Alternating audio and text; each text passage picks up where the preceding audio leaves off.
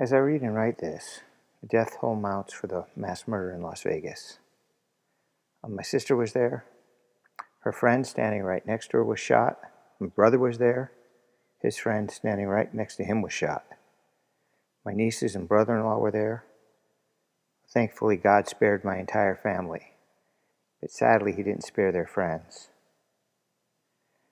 William Shakespeare wrote that everyone can master grief, but he that has it.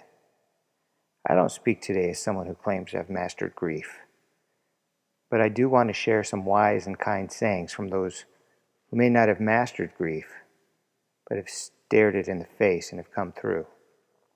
Sooner or later, unfortunately, that will be all of us. Anne Lamott said, "You will lose somebody you can't live without, and your heart will be badly broken." And the bad news is that you can never completely get over the loss of your beloved. But this is also the good news.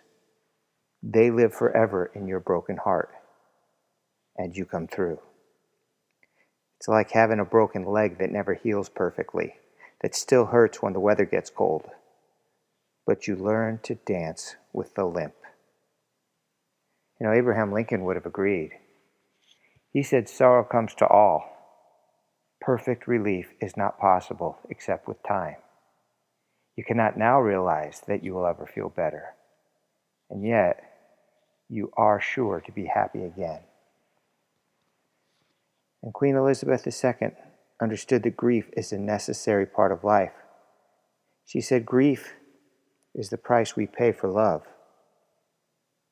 Even Jesus, the Messiah, the perfect man, God in human flesh, knew and experienced grief. The Bible says of him, "He is despised and rejected of men, a man of sorrows and acquainted with grief." The shortest verse in the Bible is simply 2 words. Jesus wept. So what can we do in our time of grief? Focus on the Family has an article called "Moving Forward, Dealing with Grief."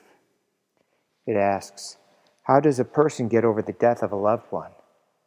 How long after a loss should one still be grieving? It's generally agreed that there are 4 tasks of mourning every person must accomplish to be able to effectively deal with the death of a loved one. Accept the reality of the loss. Experience the pain of grief. Adjust to an environment in which the deceased is missing. And take the emotional energy you would have spent on the one who died and reinvest it in another relationship.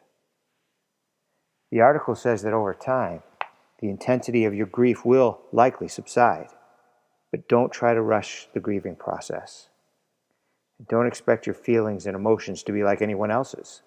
God made you unique, and your grieving process will be a personal journey. They suggest that if grief threatens to overwhelm you, try saying with the psalmist, "My soul is weary with sorrow. Strengthen me according to your word." Psalm 119:28. And cling to God's promises as you work through your grief.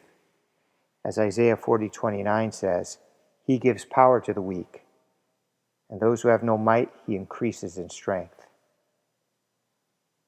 So the first task, accepting the reality of the loss, involves overcoming the natural denial response and realizing that the person is physically dead. Talking about the deceased person or the circumstances surrounding the death can be helpful. And then as to experiencing the pain of grief, they write, "The pain of grief confronts the denial that is so common in grieving persons. Many people try to avoid pain by bottling up their emotions or rejecting the feelings they're having. However, the only way to move through grief is through it.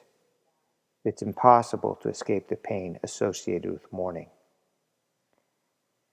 As to adjusting to the new situation, the article continues. Many people feel disloyal or unfaithful if they withdraw emotionally from their deceased loved one. But the goal is not to forget the person who has died. It's to finally reach the point where you can remember your loved one without experiencing disabling grief. Some find it impossible to invest in new relationships because they're unwilling to risk the feeling of another loss. Still, investing time in friendships is important. Don't feel like you have to hurry on this stage.